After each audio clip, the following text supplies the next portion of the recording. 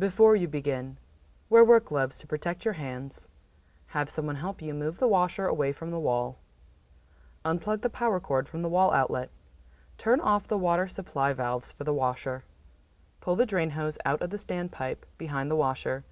Move the washer away from the wall so you can reach the fill hoses and drain hose. Mark which fill hose goes to the hot connector and which goes to the cold.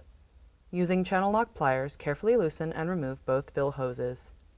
Expect some water to pour out. Tip: wipe up water spills with a towel to prevent slipping. Carefully tilt the washer forward and lay it on the front panel so that you can access the components from the bottom of the washer. Remove the bolts that secure the plastic cover over the motor and drive components. Pull the plastic cover off of the washer and set it aside.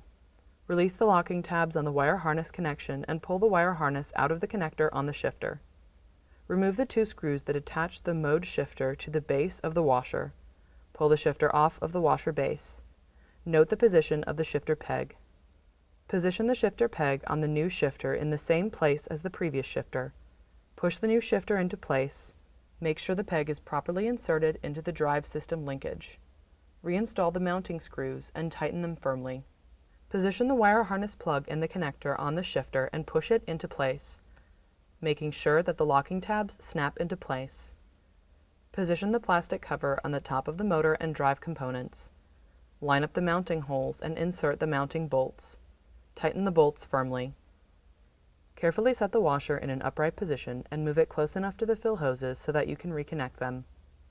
Thread the fill hoses onto the connectors on the back of the washer. Tighten the connections firmly using a pair of channel lock pliers. Put the drain hose back in place and turn on the water supply valves. Tighten the connection if you find a slight leak. Plug the washer into the electrical outlet. Return the washer to its original location.